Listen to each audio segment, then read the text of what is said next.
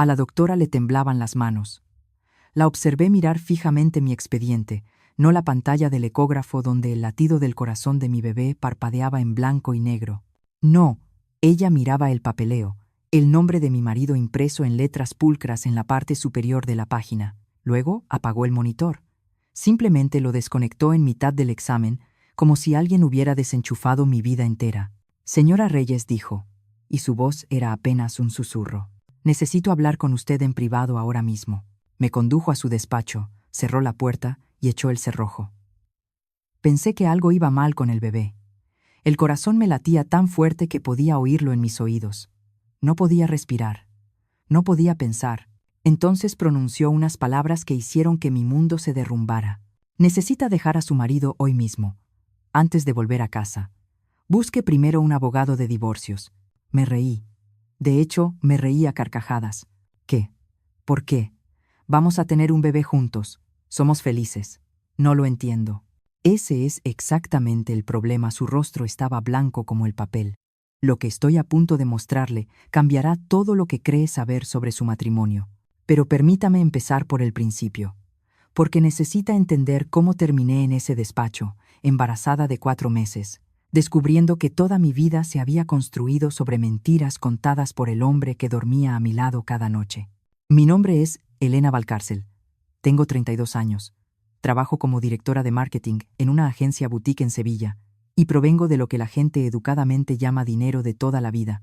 Mi abuela Leonor falleció hace 5 años y me dejó su patrimonio, unos 2 millones de euros, en un fideicomiso, además del histórico cortijo de la familia Valcárcel, donde 5 generaciones de mujeres habían vivido, amado y criado a sus hijos. Nunca alardeé de ello. Trabajé duro en mi propia carrera. Conducía un Seat León de 10 años y compraba mi café en el mismo sitio cada mañana. La herencia era seguridad, no identidad, pero me convirtió en un objetivo. Simplemente, aún no lo sabía. Conocí a Marcos Reyes hace 4 años en la gala benéfica anual de mi familia. Los Valcárcel la habían organizado durante décadas. Aquel año, estaba en la barra intentando escapar de una conversación con un hombre que me había preguntado por mi situación financiera a los 3 minutos de conocerme. Sutil, ¿verdad? Entonces apareció Marcos. Alto, de pelo oscuro, sonrisa fácil. Me preguntó qué estaba bebiendo. Hizo una broma sobre la terrible banda de jazz. No mencionó el dinero ni una sola vez. Afirmó ser solo un asesor financiero que había conseguido una invitación de última hora de un colega. Dijo que no tenía ni idea de quién era la familia Valcárcel. Mirando atrás, esa debería haber sido mi primera señal de alarma. Un asesor financiero que no investiga a la familia anfitriona de un importante evento benéfico. Es como un chef que llega a un concurso de cocina y dice: «Ah, ¿hoy hacemos comida?». No tenía ni idea, pero yo estaba cansada de cazafortunas evidentes. Y ahí estaba este hombre encantador preguntándome por mis libros favoritos, en lugar de por mi cuenta bancaria. Salimos durante 1 año. Marcos era atento, considerado, recordaba los detalles más pequeños. Insistía en pagar las cenas, aunque yo podría haber comprado el restaurante. Parecía tan genuino. Mi madre, Viviana, lo caló de inmediato. Después de su primer encuentro, me llevó aparte. A ese hombre la sonrisa no le llega a los ojos, dijo. Algo no va bien con él, Elena. Puedo sentirlo. Le dije que estaba siendo paranoica, sobreprotectora, incluso celosa. Discutimos por Marcos constantemente. Al final, simplemente dejamos de hablarnos. 2 años de silencio casi total entre mi madre y yo, mensajes de texto por el cumpleaños y nada más. Todo porque elegí creer a mi marido por encima de mi propia madre. Alerta de spoiler. Mamá tenía razón, y ha estado esperando pacientemente para decir: «Te lo dije, a estas alturas se lo ha ganado con creces». Marcos y yo nos casamos después de 1 año de noviazgo, una ceremonia preciosa en el cortijo de mi abuela. Lloró durante sus votos, las lágrimas corrían por su rostro mientras prometía amarme y protegerme para siempre. Mirando atrás, probablemente fueron las lágrimas más sinceras que jamás derramó, no de alegría, sino de alivio. Su plan a largo plazo por fin estaba dando frutos. Después de 2 años intentando tener un bebé de forma natural, acudimos a un especialista en fertilidad. El diagnóstico fue un mazazo. Marcos tenía un factor de infertilidad masculina severo. Su recuento de espermatozoides era casi inexistente, y los pocos que tenía apenas se movían. La concepción natural era esencialmente imposible. Marcos pareció devastado. Lloró en el coche durante 20 minutos. Se disculpó una y otra vez, como si fuera un fracaso personal suyo. Yo lo consolé. Le dije que lo solucionaríamos juntos. De eso se trataba el matrimonio. Lo que no sabía era que Marcos no lloraba de pena. Lloraba porque su plan se acababa de complicar significativamente. Toda esa emoción era él recalculando, no lamentándose. Decidimos hacer una FIV con un procedimiento especializado llamado ICSI, donde los médicos inyectan un solo espermatozoide directamente en un óvulo. Nuestra mejor oportunidad. Marcos insistió en investigar las clínicas él mismo. Encontró una que dijo que era perfecta. Se encargó de todo el papeleo. En ese momento, pensé que estaba siendo un gran apoyo porque yo estaba emocionalmente agotada. El primer ciclo falló. Devastador. No pude levantarme de la cama en 3 días. Marcos me abrazó, me susurró palabras de aliento, prometió que lo intentaríamos de nuevo. El segundo ciclo, hace 7 meses, funcionó. Test de embarazo positivo. 2 líneas rosas que lo cambiaron todo. Lloré lágrimas de felicidad. Marcos me abrazó fuerte, ya hablando de los colores para la habitación del bebé y de nombres, del futuro que siempre había soñado. Luego, casualmente, mencionó que debería actualizar mi testamento. Ahora que somos una familia, dijo. Pensé que era un gesto tierno, práctico, el tipo de cosa en la que piensa un buen marido. No tenía ni idea de que ya estaba contando el dinero de mi abuela como si fuera suyo. Todo parecía perfecto, el marido cariñoso, el bebé en camino, la vida con la que había soñado desde que era una niña jugando con muñecas en el jardín de mi abuela. No tenía ni idea de que en solo 3 meses, una extraña con las manos temblorosas me mostraría documentos que reducirían mi vida perfecta a cenizas. Y no tenía ni idea de que el fuego lo había prendido el hombre que dormía a mi lado cada noche. Embarazada de 4 meses, algo había cambiado en mi matrimonio.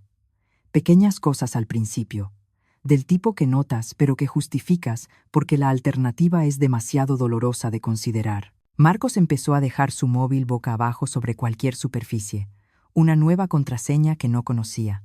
Salía fuera para atender llamadas, volvía diciendo que eran cosas del trabajo y cambiaba de tema antes de que pudiera preguntar. Afirmaba que estaba reestructurando las carteras de los clientes durante esas llamadas nocturnas a las 11 de la noche de un sábado. A ver, no soy una experta financiera, pero estoy bastante segura de que la bolsa descansa los fines de semana, a menos que Marcos tuviera clientes secretos en Tokio, lo cual definitivamente no era el caso. Algo más estaba pasando. Las noches hasta tarde en la oficina se multiplicaron. 3 veces por semana, a veces 4. No llegaba a casa hasta la medianoche. Es un asesor financiero, no un cirujano de urgencias. ¿Qué podría requerir ese tipo de horario? Encontré recibos. Un restaurante en el centro de Sevilla al que nunca había ido. 280 euros por una cena para 2. Un hotel en la ciudad a 40 minutos de nuestra casa. ¿Por qué necesitaría mi marido una habitación de hotel tan cerca de casa? Cuando le pregunté, Marcos tenía respuestas para todo. Respuestas fluidas, ensayadas, que llegaban un poco demasiado rápido. Cena con un cliente. Networking importante. El hotel era por una conferencia que se alargó, y tenía más sentido quedarse allí que conducir a casa agotado. Y cuando insistí, cuando hice más preguntas, su tono cambió. Elena, estás siendo paranoica. Son las hormonas. Mi madre me advirtió sobre esto. Las mujeres se vuelven irracionales durante el embarazo. No te conviertas en una de esas esposas. Me sentí avergonzada, incluso por preguntar. Así de bueno era en esto. Hacía que me disculpara por cuestionarlo. La presión financiera se intensificó por la misma época. Las peticiones de Marcos sobre el dinero se volvieron más frecuentes, más urgentes, más creativas. Deberíamos añadirme a tu fideicomiso. ¿Y si pasa algo durante el parto? Necesito poder acceder a los fondos para el bebé. Es simplemente práctico. Un poder notarial es de sentido común. Todas las parejas casadas lo hacen, a menos que no confíes en mí. El cortijo de tu abuela es demasiado grande para nosotros. Deberíamos venderlo, invertir el dinero adecuadamente. Sé exactamente qué fondos maximizarían nuestros rendimientos. El hombre quería que vendiera la casa de mi abuela y le dejara invertir las ganancias. Este es el mismo hombre que insistía en que necesitábamos 3 servicios de streaming diferentes porque no recordaba en cuál estaban sus series. ¿En él debía confiar 2 millones de euros? Absolutamente no. Cuando dije que no, con suavidad y cuidado, la calidez de Marcos se evaporó. Se volvió frío, distante. Empezó a dormir en el borde más alejado de la cama, alegando que me movía demasiado ahora que estaba embarazada. Las discusiones se hicieron más frecuentes. Él sacaba el tema del fideicomiso. Yo me negaba. Me aplicaba la ley del hielo durante días. Sus silencios duraban exactamente hasta que le entraba hambre. Curioso cómo funcionaba eso. Aparentemente, sus principios tenían un límite de tiempo. Y ese límite era un estómago vacío. Apenas me tocaba ya. Culpaba a mi cuerpo cambiante. Decía que no quería hacerle daño al bebé. Sonaba cariñoso en la superficie. Se sentía como un rechazo en lo más profundo de mis huesos. Intenté hablar con él sobre ello. Dijo que estaba siendo dependiente, hormonal, difícil. Empecé a preguntarme si el problema era yo. Una noche, me desperté a las 2 de la madrugada y Marcos no estaba en la cama. Lo encontré en la cocina, encorvado sobre su móvil, hablando en voz baja. Me quedé en el pasillo y escuché. Ya casi es la hora, decía. Para la primavera todo estará resuelto, solo hay que esperar. Me vio y colgó de inmediato. Una urgencia del trabajo, dijo. Vuelve a dormir, cariño. No pregunté quién tiene urgencias de trabajo a las 2 de la mañana sobre cosas que se resolverán en primavera. Estaba demasiado cansada, demasiado embarazada, demasiado desesperada por creer que mi matrimonio todavía estaba bien. Mi mejor amiga, Lara, vino a comer la semana siguiente. Se sentó frente a mí en la mesa de la cocina y me observó poner una excusa tras otra para Marcos. Su estrés, la presión del trabajo, su adaptación a convertirse en padre. Finalmente, dejó el tenedor y me miró con esos ojos que me conocían desde la universidad. Elena, escúchate. ¿Cuándo fue la última vez que hablaste con tu madre? No respondí. ¿Cuándo fue la última vez que Marcos se alegró de verdad de verte?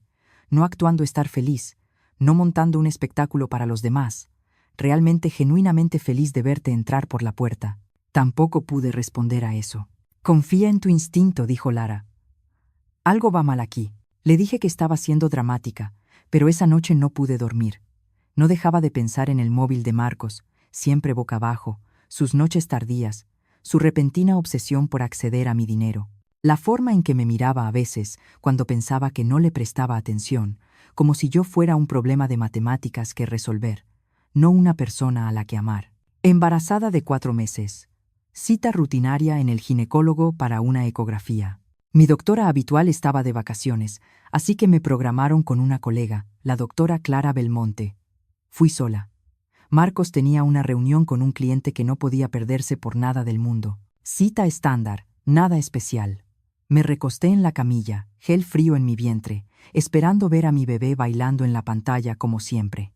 La doctora Belmonte fue agradable y profesional. Charló conmigo mientras preparaba el equipo. Preguntó cómo me sentía, si el bebé se movía mucho, todas las preguntas normales. Luego abrió mi expediente, echó un vistazo al papeleo y su rostro cambió. Miró el nombre de mi marido, me miró a mí, y de nuevo al nombre. Vi cómo sus manos empezaban a temblar. Dejó el transductor del ecógrafo. Se inclinó y apagó el monitor por completo. Señora Reyes, dijo, y su voz era apenas un susurro. Necesito hablar con usted en privado ahora mismo. Pensé que algo iba mal con el bebé. Todos los peores escenarios inundaron mi mente en 3 segundos. Me acompañó a su despacho, cerró la puerta, echó el cerrojo detrás de nosotras y entonces pronunció unas palabras que resquebrajaron todo mi mundo. Sé lo que hizo su marido, y tengo pruebas. Sacó una carpeta del cajón de su escritorio. Sus manos aún temblaban mientras la abría. Mi hermana pequeña trabaja en su clínica de fertilidad, dijo. Hace 3 semanas vino a verme llorando. Me lo contó todo. Cuando vi el nombre de su marido en su expediente hace un momento, lo reconocí de inmediato. La doctora Belmonte respiró hondo. Señora Reyes, lo siento mucho, pero necesita ver esto antes de volver a casa, antes de que él sepa que usted lo sabe. Dejó la carpeta abierta sobre su escritorio, entre nosotras, y todo lo que creía saber sobre mi matrimonio, mi embarazo y el hombre al que amaba se convirtió en cenizas justo delante de mis ojos. La hermana menor de la doctora, Clara Belmonte, Mónica, trabajaba como enfermera en la clínica de fertilidad. La misma clínica que mi marido había investigado tan cuidadosamente para nuestro tratamiento de FIV, la clínica que él insistió que era perfecta para nosotros. Ahora entendía por qué había sido tan particular con esa elección. Clara lo explicó todo. Su voz era firme, aunque sus manos no lo estaban. 3 semanas antes, Mónica se había presentado en el apartamento de Clara cerca de la medianoche. Sollozaba tan fuerte que apenas podía hablar. No había estado durmiendo, había perdido peso. La culpa la había estado consumiendo durante meses y finalmente no pudo soportarlo más. Hace 7 meses, le contó Mónica, el marido de una paciente se le había acercado en la clínica. Era encantador, bien vestido, parecía desesperado, pero razonable. Dijo que tenía una situación especial que requería discreción. Su esposa no lo sabía, explicó, pero estaba usando esperma de donante para su ciclo de FIV. Un problema genético familiar con el que no quería agobiarla. Nada siniestro. Solo necesitaba ayuda para mantenerlo en secreto. Pagaría bien por la ayuda. 30.000 euros para una enfermera que ganaba 28.000 al año, ahogada en préstamos estudiantiles y deudas de tarjetas de crédito. Era imposible de rechazar. Mónica ayudó a cambiar las muestras. El esperma de Marcos, que de todos modos no podría haber producido un embarazo, fue reemplazado con esperma de un donante pagado. El embriólogo también estaba en el ajo. Marcos se le había acercado por separado con otro pago. Entre los dos, el cambio pasó desapercibido. El embriólogo le dijo a Mónica que no se preocupara. El marido sabe lo que hace. No es asunto nuestro qué acuerdos hacen las parejas casadas. Pero aquello carcomía a Mónica, especialmente cuando vio en los registros de la clínica que el embarazo había tenido éxito. En algún lugar había una mujer llevando un bebé que creía que era hijo de su marido, y no lo era. La culpa la destruyó. No podía mirarse en el espejo. Se ponía enferma constantemente. Empezó a tener ataques de pánico en el trabajo. Hace 3 semanas, finalmente se derrumbó. Se lo contó todo a Clara. Me senté en ese despacho escuchando a la doctora Belmonte explicar cómo mi marido se había gastado 50.000 euros para incriminarme por haberle sido infiel. 50.000 euros. Es más de lo que se gastó en toda nuestra boda, incluida la luna de miel. Supongo que por fin supe dónde habían estado siempre sus verdaderas prioridades, y definitivamente no eran la barra libre. Pero había más. Mucho más. Clara expuso el plan completo. El plan que Marcos había estado construyendo pieza por pieza durante más de 1 año. La fase 1 ya estaba completada. Sobornar al personal de la clínica, cambiar las muestras de esperma, asegurarse de que todos guardaran silencio. La fase 2 también estaba completada. Esperar un embarazo exitoso, interpretar el papel del devoto y emocionado futuro padre, construir la imagen perfecta. La fase 3 estaba planeada para después del nacimiento del bebé. Marcos iba a hacer que el embriólogo alterara los registros de la clínica. El papeleo se cambiaría para mostrar que nuestro segundo ciclo de FIV falló. De esa manera, parecería que habíamos concebido de forma natural después. La fase 4 era la trampa. Después del nacimiento, Marcos planeaba sugerir una prueba de ADN. Lo presentaría como algo dulce y sentimental. Una prueba de paternidad para colgar en la habitación del bebé, una celebración de nuestra familia. Y la fase 5 era el golpe de gracia, cuando la prueba de ADN demostrara que él no era el padre biológico, y cuando los registros médicos mostraran que habíamos concebido de forma natural, tendría toda la evidencia que necesitaba. Su esposa le había engañado. El bebé no era suyo.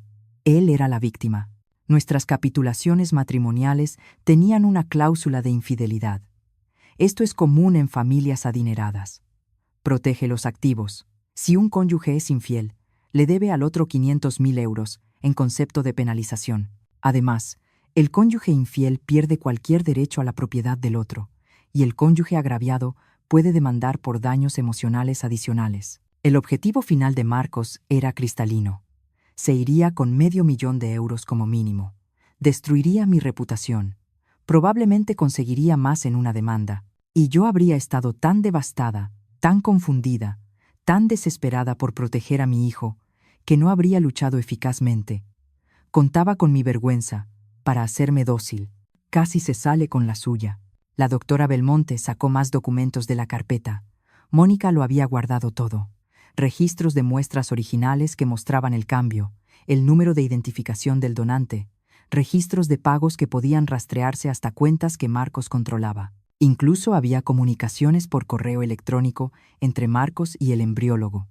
Pensaron que estaban siendo astutos, usando cuentas de correo personales y un lenguaje vago, pero había suficiente, más que suficiente. Mónica también había localizado al donante.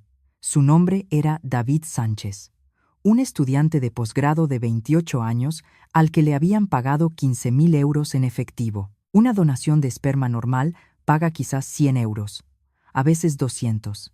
15.000 debería haber sido una enorme señal de alarma. Pero la matrícula de la universidad no se paga sola.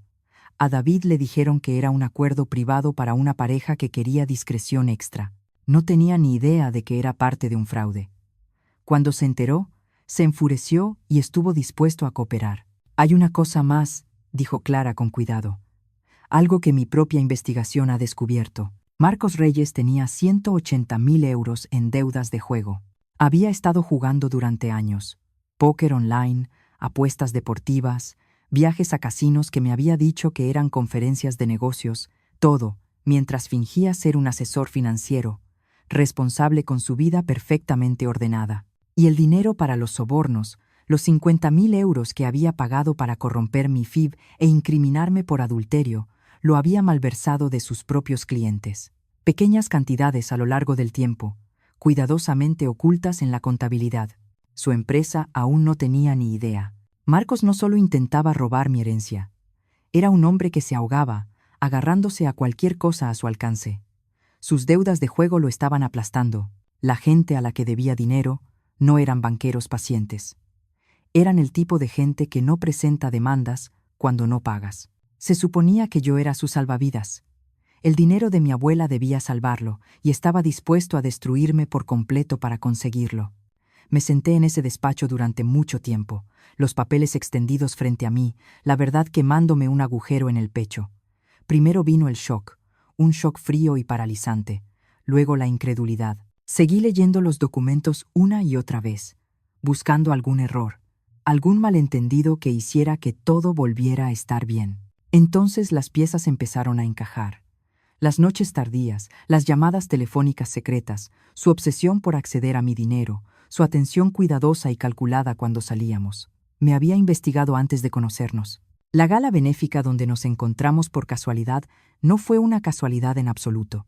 Sabía exactamente quién era yo y cuánto valía antes de decirme hola. La forma en que lloró en nuestra boda, esas lágrimas que yo pensaba que eran de alegría, eran lágrimas de alivio. Su largo timo, por fin, estaba dando sus frutos. Y mi madre, Viviana, a la que había apartado durante 2 años, a la que había llamado paranoica, celosa y sobreprotectora. Ella lo había calado en 5 minutos. A ese hombre la sonrisa no le llega a los ojos. Intentó advertirme. Lo elegí a él por encima de ella. Pensé en llorar, pensé en gritar, pensé en conducir a casa y enfrentarme a él, arrojarle esos papeles a la cara, verlo luchar por dar una explicación. Pero entonces sucedió algo más. Algo frío se instaló en mi estómago. Algo agudo, enfocado y absolutamente calmado. Él pensaba que yo era estúpida. Había construido todo este plan bajo la suposición de que me derrumbaría, que cuando su trampa se cerrara, estaría tan devastada por la prueba de mi infidelidad que le entregaría lo que quisiera solo para que parara. Pensaba que era débil, pensaba que era ingenua, pensaba que era una presa fácil. No tenía ni idea de con quién se había casado. Miré a Ladra. Belmont. Él no sabe que yo lo sé. No. Mi hermana no se lo ha dicho a nadie más. Y solo te relacioné con el caso cuando vi tu expediente hoy. Bien. Recogí los documentos con cuidado. Necesito copias de todo.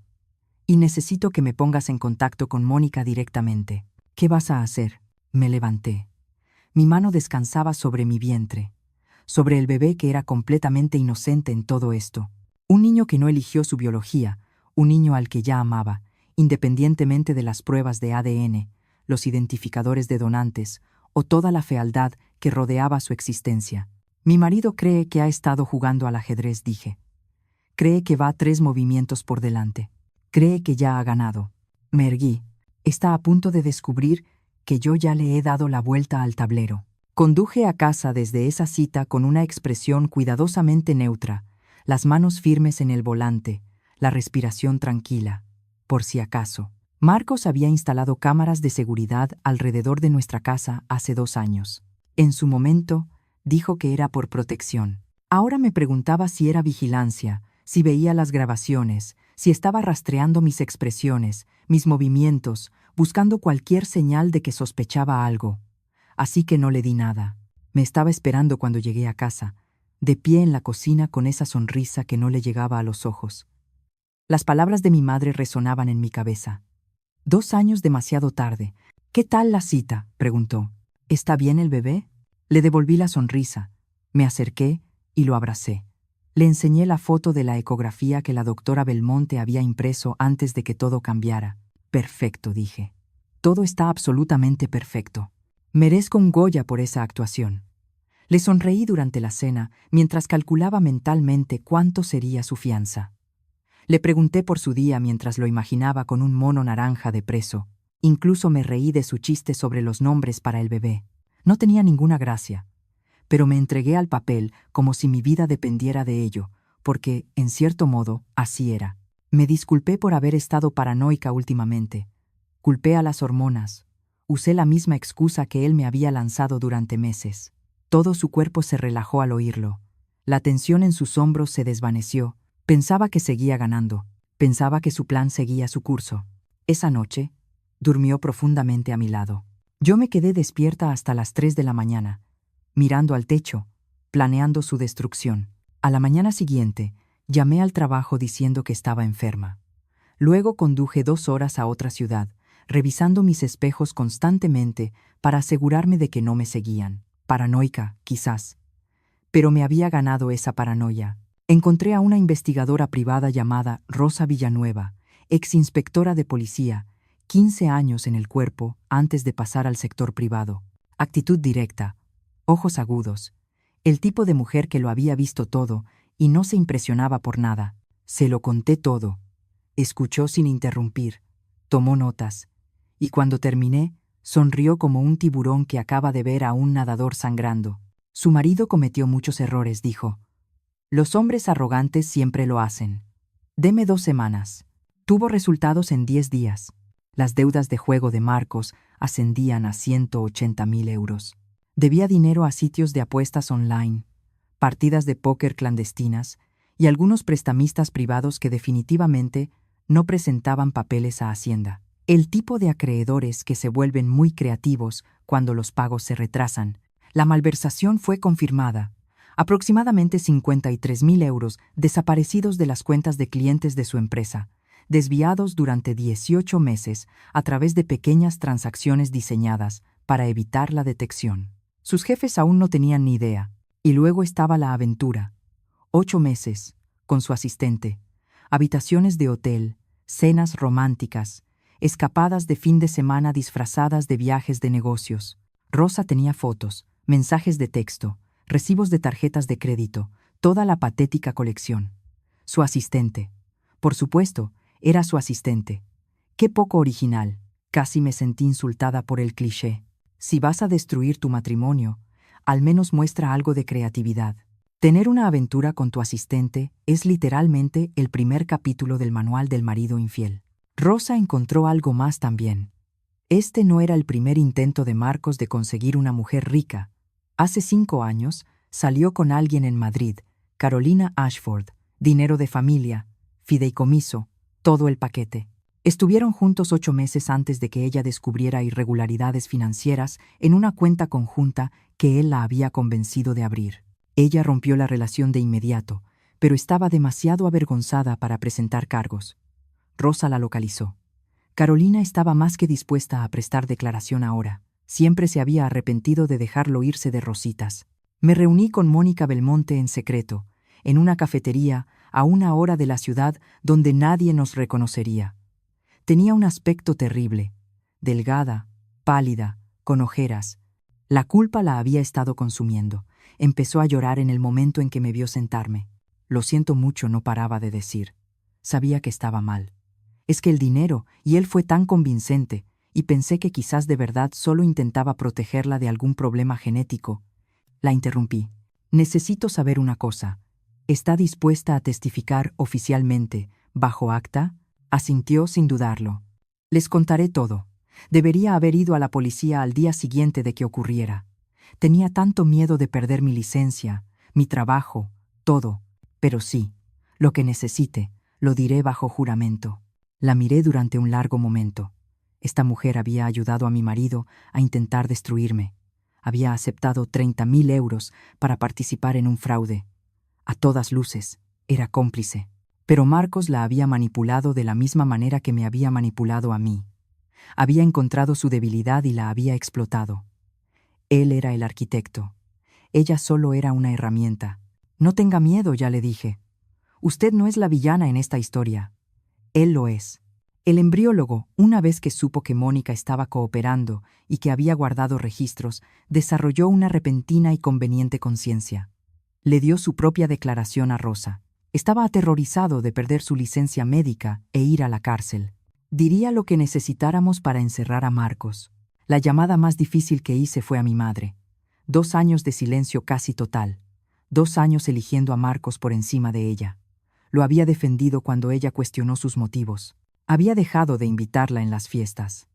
La había llamado celosa, paranoica, incapaz de aceptar que yo era feliz. Y ella había tenido razón en todo. El teléfono sonó 2 veces antes de que respondiera. ¿Elena?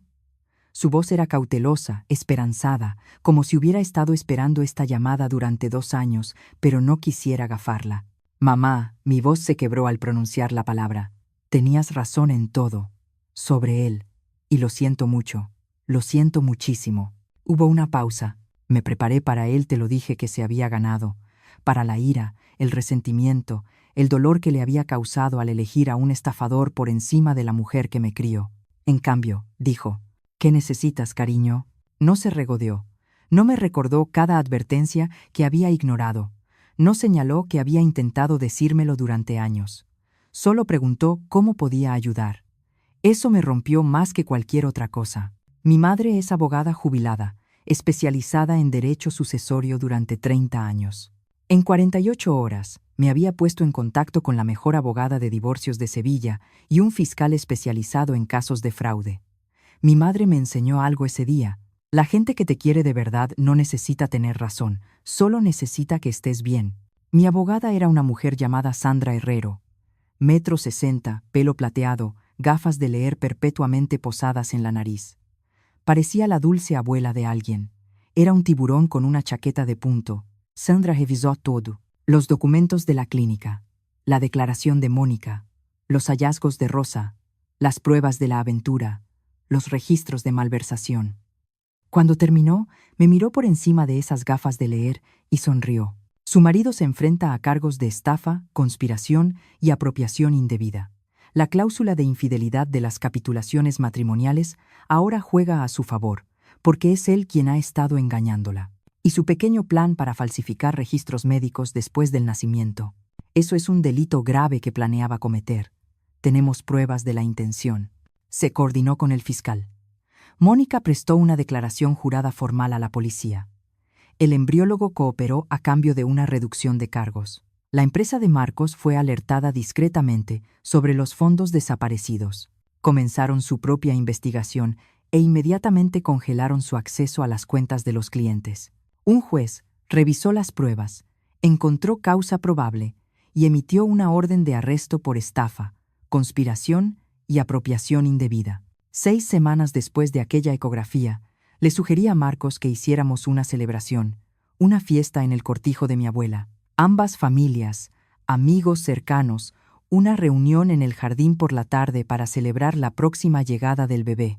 Sus ojos se iluminaron como en la mañana de Reyes.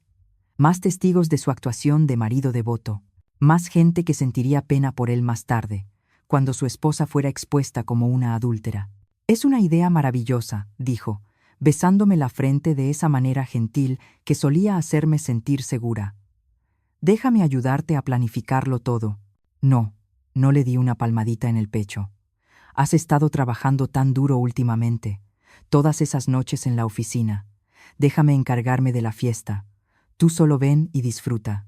No tenía ni idea de que mi versión de encargarme de todo incluía a agentes de policía esperando en la casa de invitados, a mi abogada situada cerca de la barra, a David Sánchez, listo para testificar, cada prueba organizada en carpetas, y a sus propios padres, a punto de descubrir exactamente quién era su hijo. La fiesta estaba programada para el sábado. Marcos pasó esa mañana en el baño ensayando expresiones en el espejo, ajustándose la corbata, practicando su sonrisa de padre emocionado. Lo observé por la rendija de la puerta. Este hombre con el que había compartido cama durante 3 años. Este hombre en el que había confiado mi futuro, mi familia, mi corazón, pensaba que se dirigía a su momento cumbre. No tenía ni idea de que se dirigía a su propio funeral. El cortijo de la familia Valcárcel, a finales de primavera. Los jardines de mi abuela en plena floración. 50 años de cuidadoso cultivo estallando en color. Carpas blancas en el césped trasero. Champán enfriándose en cubos de plata. Flores dispuestas en cada mesa. Un cuarteto de cuerda tocando suavemente cerca de los rosales. 50 invitados pululando con sus mejores galas. Familia, amigos, compañeros de trabajo. Los padres de Marcos habían venido desde Extremadura, tan orgullosos de su exitoso hijo y su hermosa esposa embarazada. Marcos estaba en su salsa, moviéndose entre la multitud como un político en un acto de recaudación de fondos. Apretón de manos, palmaditas en la espalda, esa risa encantadora que había perfeccionado durante años de práctica. Su mano encontraba constantemente mi vientre para las fotos. Cada vez que alguien apuntaba una cámara, allí estaba él, el devoto futuro padre, mirándome con lo que parecía adoración. Era tan bueno fingiendo ser humano. La madre de Marcos no paraba de secarse los ojos con un pañuelo. Siempre supe que sería un padre maravilloso, le decía a cualquiera que quisiera escuchar. Un chico tan bueno. Un marido tan atento.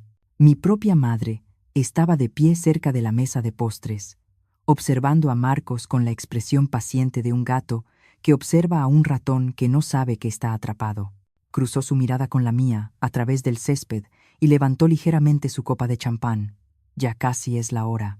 Alrededor de las 3, Marcos hizo exactamente lo que sabía que haría. Llevaba semanas dejando caer indirectas sobre querer celebrar la paternidad con una prueba de ADN. Enmarcar los resultados en la habitación del bebé. Prueba de su vínculo, tan romántico, tan significativo, tan completamente escenificado. En la fiesta, lo volvió a sacar, en voz alta, asegurándose de que mucha gente pudiera oírlo. ¿Sabes qué deberíamos hacer, cariño? Me acercó, con el brazo alrededor de mi cintura, actuando para la multitud.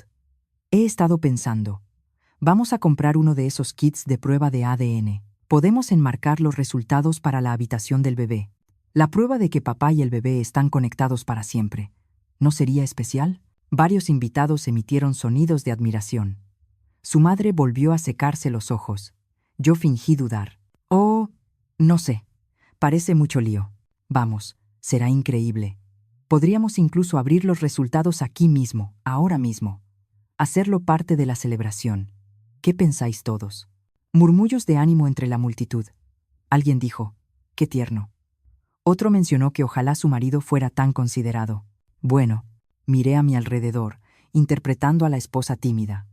Si a todo el mundo le parece una buena idea. Marcos estaba prácticamente radiante. Este era su momento.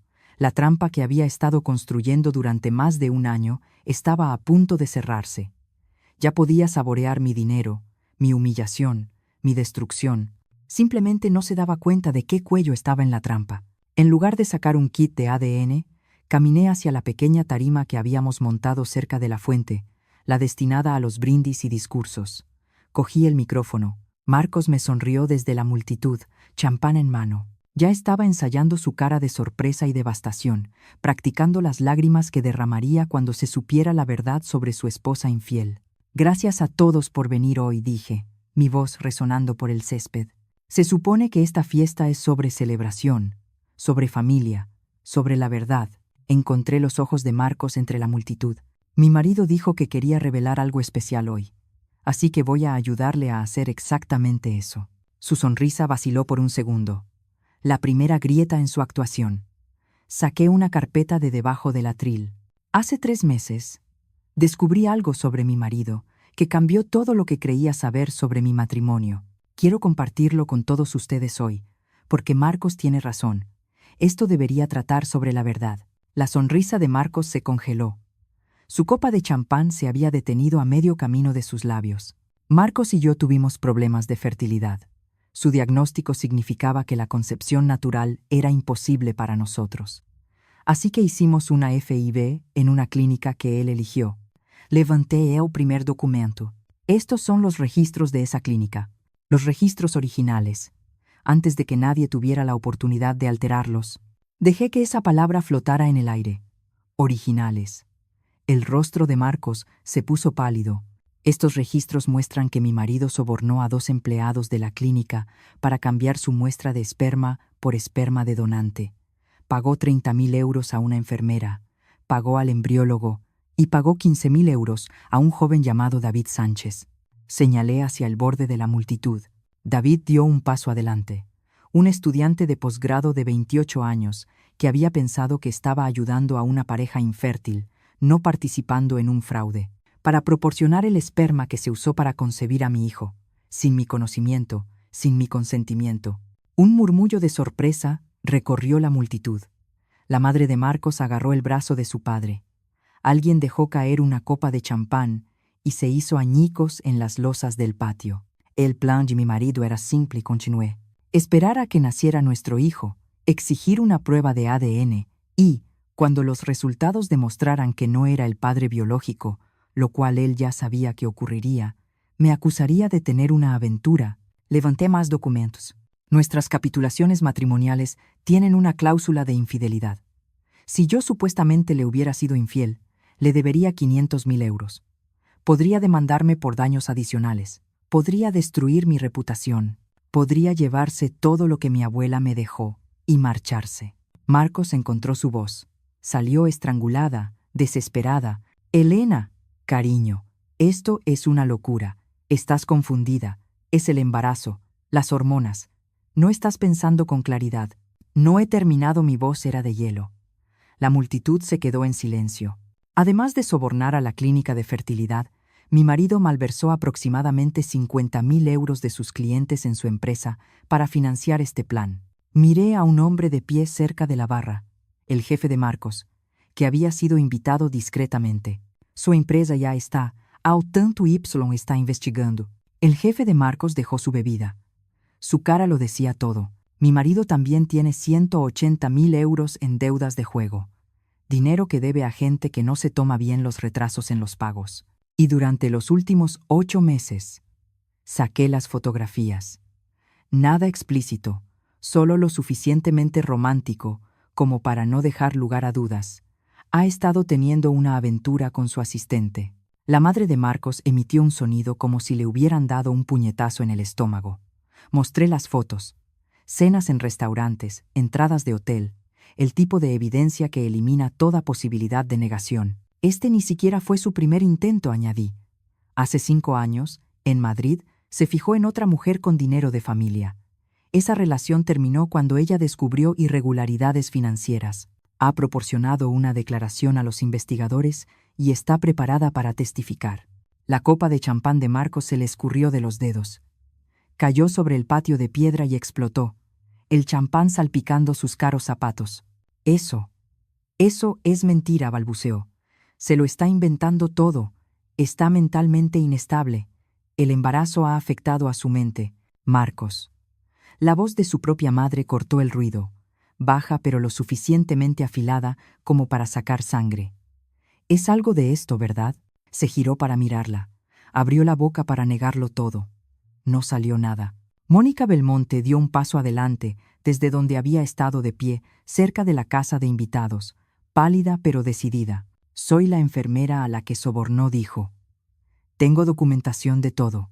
Ya he prestado declaración a la policía. David Sánchez habló a continuación. Me pagó 15.000 euros y me dijo que era un acuerdo privado. No tenía ni idea de que formaba parte de un fraude hasta que la investigadora de la señora Valcárcel me contactó el mes pasado. Marcos miró a su alrededor, desquiciado, a los rostros de las personas que se habían estado riendo con él 10 minutos antes, sus colegas, su familia, los amigos de la alta sociedad a los que tanto se había esforzado por impresionar. Todos lo miraban como si fuera algo podrido, que acabaran de descubrir en su zapato. Entonces, 2 agentes de la Guardia Civil salieron de la casa de invitados, caminando con calma por el césped. Marcos Reyes, la voz del primer agente, era profesionalmente neutra. Queda detenido por estafa, conspiración y apropiación indebida. Tiene derecho a guardar silencio. Lo esposaron allí mismo, delante de todos. Su madre estaba sollozando. Su padre se negó a mirarlo, con la vista fija en el suelo, como si deseara que se abriera y se lo tragara. Mientras lo llevaban hacia el coche patrulla, Marcos lo intentó una última vez. Una manipulación final. Elena, por favor, su voz se quebró. Podemos arreglar esto. Cometí errores, pero te quiero. Siempre te he querido. No hagas esto. Piensa en nuestro bebé. Piensa en nuestra familia. Lo miré.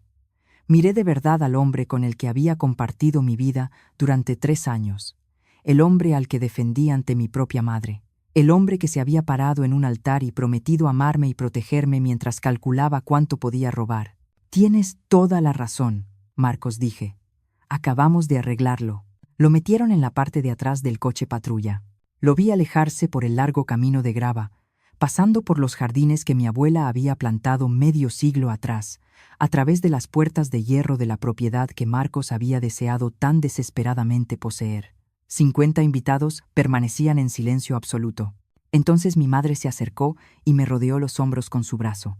«Estoy orgullosa de ti», dijo en voz baja. «Tu abuela también lo estaría». Y por primera vez en meses, respiré hondo. A Marcos le denegaron la libertad bajo fianza. «Riesgo de fuga», dijo el juez. Entre sus deudas de juego y la gente a la que debía dinero, había demasiadas posibilidades de que desapareciera. Su amante, la asistente con la que había estado viéndose a escondidas durante 8 meses, renunció a su empresa la mañana después de la fiesta. Ni siquiera recogió su escritorio, solo envió un correo electrónico y se desvaneció. No esperó a que sonaran las esposas para correr. La empresa de Marcos completó su investigación interna en 2 semanas. 53.000 euros, confirmados como desaparecidos. Presentaron sus propias denuncias penales. La mujer de Madrid, Carolina Ashford, dio la cara públicamente una vez que se enteró del arresto. Su declaración añadió otra capa al caso que los fiscales estaban construyendo. El divorcio se finalizó en tiempo récord. El abogado de Marcos intentó negociar, pero no había nada que negociar. La cláusula de infidelidad de las capitulaciones, la que Marcos había planeado usar como arma contra mí, funcionó a mi favor. Él era el que había sido infiel. Me lo debía a mí, no al revés. El caso penal avanzó rápidamente. Mónica Belmonte testificó. El embriólogo cooperó plenamente. David Sánchez proporcionó su declaración. La estafa, la conspiración, la apropiación indebida. Cada cargo se mantuvo. Cada cargo conllevaba años de cárcel. Sus padres dejaron de ir al juzgado después de la primera semana. Marcos Reyes, que había entrado en mi vida hacía 4 años con tanto encanto calculado, pasaría los siguientes años en prisión. Cuando finalmente saliera, no tendría nada. Mi bebé nació 4 meses después de la fiesta, sano, perfecto, absolutamente inocente en todo lo que había sucedido. Mi hijo me tendría a mí. Tendría a mi madre, finalmente de vuelta en mi vida donde pertenecía. Tendría a toda la familia Valcárcel, el legado que mi abuela construyó durante décadas de amor y trabajo. Eso era más que suficiente. Eso era todo. Aprendí algo a través de todo esto. La familia no se trata de ADN. No se trata de análisis de sangre o biología. La familia es quién aparece, quién se queda, quién te elige cada día, incluso cuando es difícil. Especialmente cuando es difícil. Mi madre y yo comíamos juntas todas las semanas ahora, recuperando 2 años perdidos, una conversación a la vez. Nunca dijo, te lo dije, ni una sola vez. Finalmente, le pregunté por qué. Dejó su taza de café y sonrió. Porque verte acabar con ese hombre fue más satisfactorio de lo que 4 palabras podrían ser jamás. Me reí. La primera risa real en lo que pareció una eternidad. 3 semanas después de la fiesta, una mañana temprano, me senté en la cocina de mi abuela, mi cocina ahora, en la casa que Marcos había codiciado tan desesperadamente. La luz del sol entraba a raudales por las ventanas. Me preparé una taza de manzanilla, su receta, su marca favorita. Mi móvil vibró en la encimera. Un mensaje de mi madre. Comida mañana. Sonreí y respondí. Siempre. Afuera, los jardines estaban en plena floración. Puse mi mano sobre mi vientre. Sentí al bebé moverse. Marcos Reyes había intentado quitármelo todo. Lo único que realmente hizo fue mostrarme exactamente lo fuerte que siempre había sido. Mi abuela solía decir que las mujeres Valcárcel no se rompen. Nos doblamos, nos adaptamos, sobrevivimos. Y cuando alguien intenta quemarnos, resurgimos de las cenizas y construimos algo mejor. Marcos pensó que se había casado con un blanco fácil. Se casó con una Valcárcel. Y ahora tenía mucho tiempo en una celda para pensar en ese error.